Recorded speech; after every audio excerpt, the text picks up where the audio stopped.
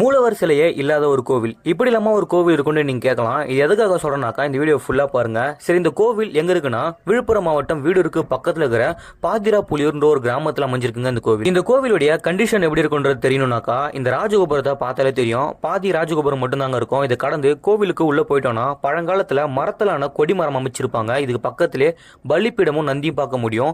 இந்த நந்தி கோவிலுக்கு நேர் எதிராக அமைக்கப்பட்டிருக்கு. அர்த்த மண்டபம், முகப்பு மண்டபம், கருவறைன்னு ரொம்பவும் தாராளமா கட்டப்பட்ட கோவில். ஆனா கோவிலுக்கு உள்ள போனாலே கெட்ட நாற்றம் அடிக்குது. ஏன்னா உள்ள ஃபுல்லாவே வவ்வால்கள் தங்கிட்டு இருக்குங்க. ஒரு கோவிலுக்கு தேவையானது 2 வேளை பூஜைகள் நடைபெறணும். இன்னொன்னு அந்த கோவிலை பராமரிச்சுக்கிறதுக்கு ஒரு ஆள் தேவைப்படும். ஆனா இந்த கோவில்ல ரெண்டுமே கிடையாதுங்க. ஒரே ஒரு அர்ச்சகர் இருக்காரு. அவர் இங்க இருக்கிற சிவலிங்கத்துக்கு மட்டும் தான் பூஜை செஞ்சுட்டு வராரு. ஆமாங்க, இந்த கோவில்ல ஒரு சிவலிங்கம் இருந்திருக்கு. ஆனா அது இப்போ பக்கத்துல ஒரு தனி அறை போல ஏற்படுத்தப்பட்டு அங்க வச்சு வழிபட்டு வராங்க. இங்க இருக்கிற சிவபெருமானுடைய பேர் கைலாசநாதன் அழைக்கிறாங்க. இந்த கோவிலை பத்தி ஃபுல்லா தெரிஞ்சுக்கணும்னாக்கா ஃபுல் வீடியோ லிங்க் பிரவீன் பேர் சேனல் இருக்கு. மறக்காம என்னோட சேனலை ஃபாலோ அண்ட் சப்ஸ்கிரைப் பண்ணிக்கோங்க.